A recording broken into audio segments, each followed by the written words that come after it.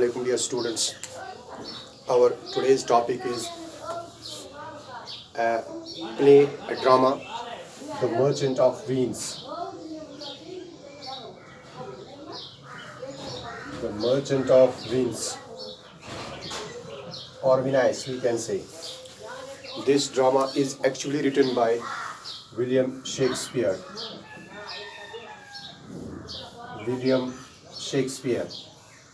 But here in our book, असल में तो ड्रामा लिखा है विलियम शेक्सपियर ने, लेकिन जो हमारी किताब में है, जो हमारा लेसन है, वो असल में एक इंग्लिश एसेइस्ट है, इंग्लिश एसेइस्ट जिसका नाम है चार्ल्स लैम्ब। चार्ल्स लैम्ब ये एक एसेइस्ट था, एक कहानीकार, मतलब जो मजमून निगार था, इसने लिखा है। असल में इसी ने, चार्ल्स लैम्ब ने विलियम शेक्सपियर के उन ड्रामों को आसान इंग्लिश में लिखा है, सिंपल इंग्लिश में लिखा है बच्चों के लिए और आम पब्लिक के लिए, ताकि उनको समझ आए कि ये क्या कहना चाहते हैं। क्योंकि विलियम शेक्सपियर जो है वो खुद एक पुरानी लैंग्वेज में लिखते थे, वो इंग्लिश ही था, लेकिन उसको एनार्किक इंग्लिश बोलते हैं, बहुत पुराना इंग्लिश था वो वर्सेस में होता था। वो समझना सब लोगों के बस की बात नहीं है, क्योंकि विलियम शेक्सपियर अगर हम देखेंगे तो ये जन्मे हैं 1564 में और 1616 में इनका इंतकाल हो गया है। ये बहुत पुरानी बात है। जो हमारा ये ड्रामा है मर्चेंट ऑफ वीन्स, ये लिखा गया है इन बिटवीन 1596 एंड 98, यानी 1596 से 1598 के बीच में ये ड्रामा लिखा गया है। बहुत पुराना ड्रामा है। असल में शेक्सपियर ने टोटल 38 प्लेस लिखे हैं, 38 प्लेस लिखे हैं। उनमें ट्रेजेडीज़ भी है, उनमें कॉमेडीज़ भी है और उनमें कुछ ट्रैजिक कॉमेडीज़ भी है। ट्रैजिक कॉमेडी, ट्रेजेडी आपको पता है, जिसमें वहशत ही हो, दहशत ही हो, जो मैन कैरेक्टर होता है वो सिर्फ लॉस में हो, आखिर पे भी वो नुकसान में ही हो, उसको ट्रेजेडी कहा जाता है। और कॉमेडी होता है जो हंसने हंसाने का काम करे, जो लोगों का दिल बहलाने का काम करे, जो लोगों को खुशियाँ देने के काम करे। और ट्रैजिक कॉमेडी उसको कहते हैं जिसमें पहले तो कुछ मसाइब मुसीबतें झेलनी पड़े हीरो को, लेकिन आखिर में एक ऐसा वक्त आता है जब सब कुछ उसके हक में हो जाता है और जो ऑडियंस होते हैं वो बिल्कुल खुश होते हैं कि ऐसा ही होना चाहिए था और ऐसा ही हो जाता है। ये जो हमारा प्ले है, ये वाला मर्चेंट ऑफ वीन्स, ये भी एक ट्रैजिक कॉमेडी है। ये भी एक ट्रैजिक कॉमेडी है। पहले हीरो को बहुत ज़्यादा मुसीबतों में फंसना पड़ता है किसी वजह से, चाहे एक रीज़न हो, दूसरा रीज़न हो, किसी न किसी रीज़न से वो फंस जाता है। और लेकिन आखिरकार जो विलन होता है उसकी हार होती है और हीरो की जीत होती है। इसी को ट्रैजिक कॉमेडी कहा जाता है। इसके अलावा शेक्सपियर ने सोनेट्स लिखे हैं। सोनेट होता है 14 लाइन पोएम, जिसमें 14 लाइनें हो। इसमें इख्तिलाफ है, कुछ का मानना है कि इसने 150 सोनेट्स लिखे, कुछ कहते हैं नहीं 154, कुछ कहते हैं नहीं 156 है। इसी के राउंड इसने कुछ सोनेट्स लिखे हैं, जिसमें इन्होंने मेनली अपने एक फ्रेंड जिसका नाम था अर्ल ऑफ साउथहैम्पटन, उसकी बहुत ज़्यादा तारीफ में लिखे हैं। अपनी गर्लफ्रेंड के जो उसका एडल्ट लव अफेयर था उसके बारे में भी लिखा है। और यहाँ पे जो हमारा ये प्ले है जिसका नाम है मर्चेंट ऑफ वीन्स। मर्चेंट किसको कहते हैं? मर्चेंट सौदागर होता है, जो डील करता है खरीदो फरोख्त के साथ, यानी जो बिजनेस चलाता है, माल बेचता है, वहाँ से पैसे कमाता है, फिर माल बेचता है, फिर पैसे कमाता है। इनका काम यही होता है, रोज़मर्रा का काम चलाना। मर्चेंट ये काम का था, ये वीनस सिटी का था, ये वीनस का था। वीनस एक सिटी है, उसी का एक मर्चेंट था, उसी की कहानी है। इस कहानी में, इस हमारे ड्रामा में कुछ मैन कैरेक्टर्स हैं। सबसे पहले इसमें एक मैन कैरेक्टर है, जो हीरो होता है, उसका नाम है एंटोनियो।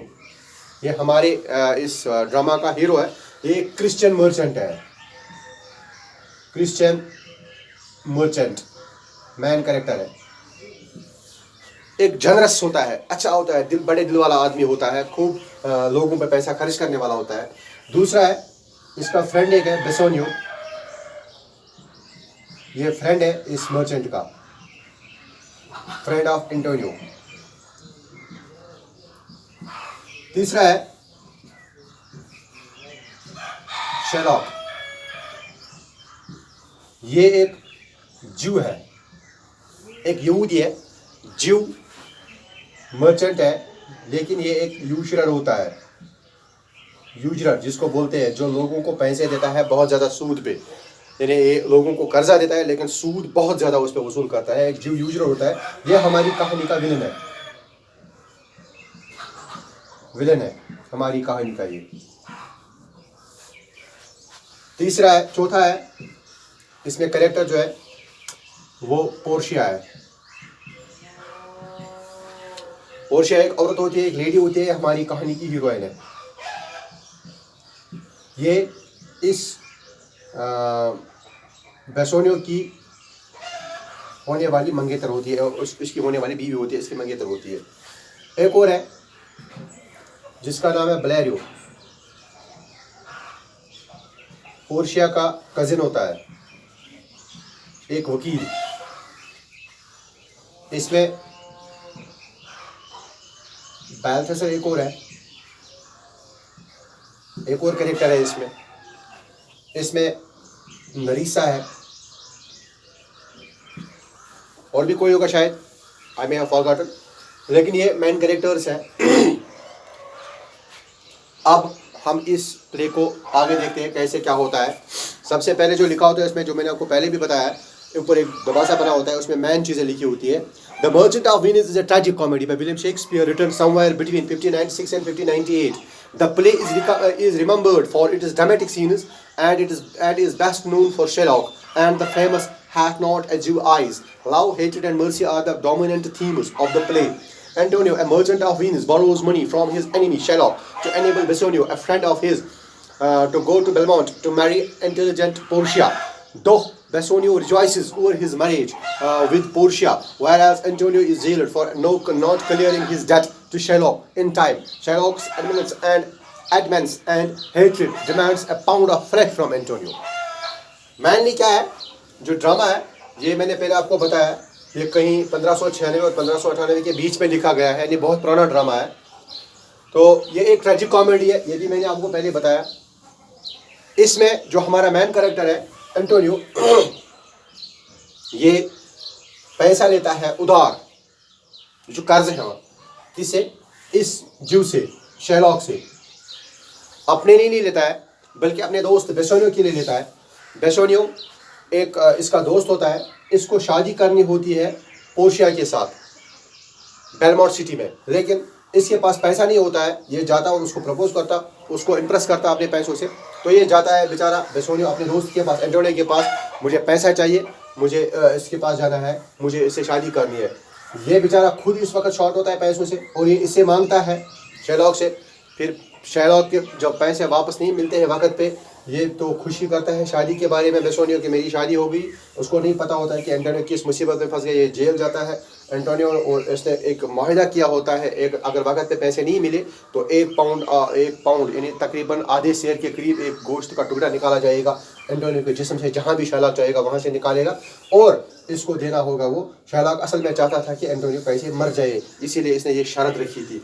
तो ये सब इसमें है, और इसमें एक ख़ास बात कही गई है, hath not a Jew eyes, hath not a Jew eyes, not a Jew eyes,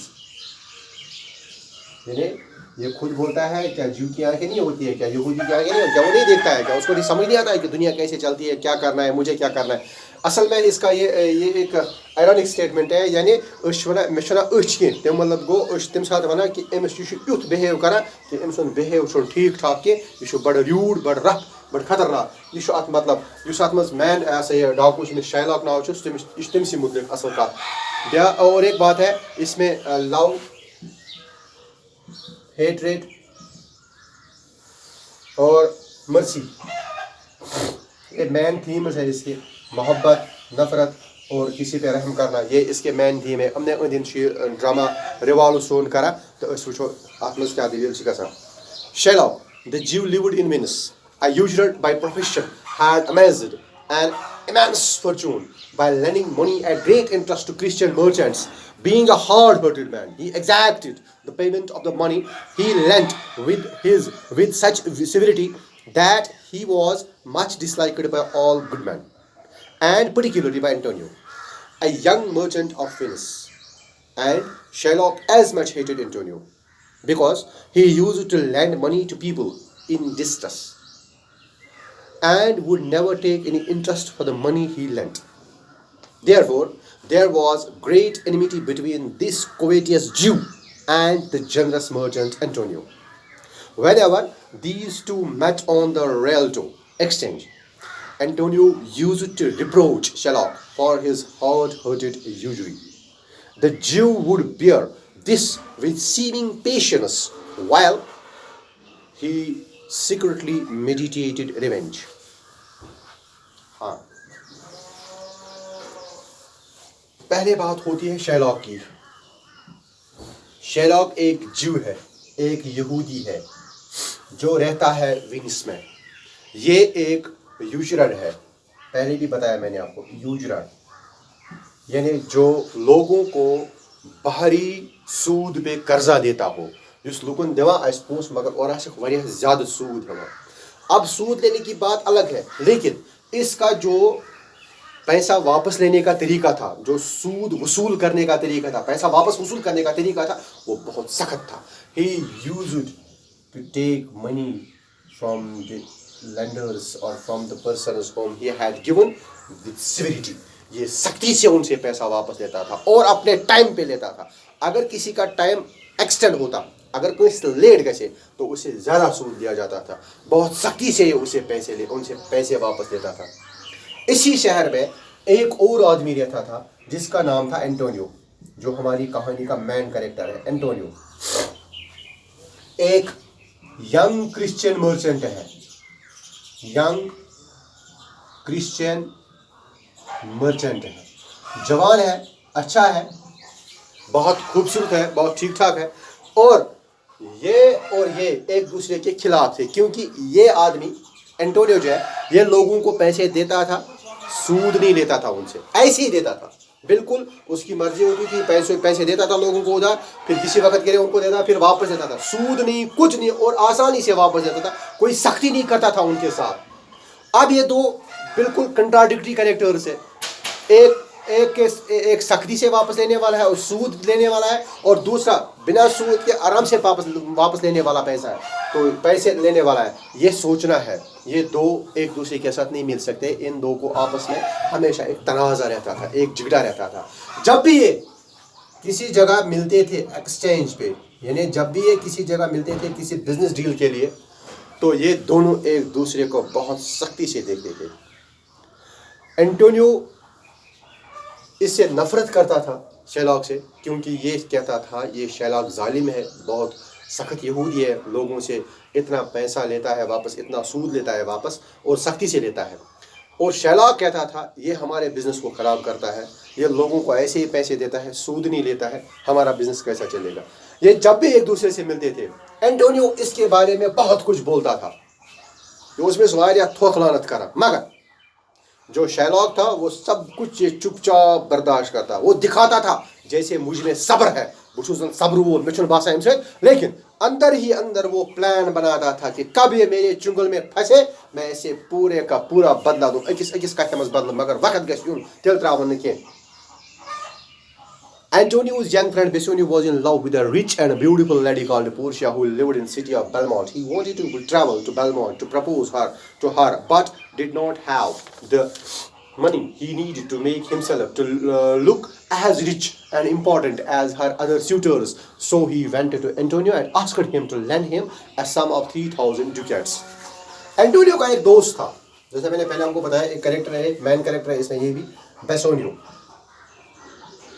बेसोनियो को इश्क हुआ था एक लड़की के साथ, एक औरत के साथ, पोर्शिया के साथ। पोर्शिया रहती थी बेलमाउंट सिटी में, ये उसने एक्रोजा की विंस में, ये उसने बेलमाउंट में, बहुत खूबसूरत, बहुत चालाक लड़की थी।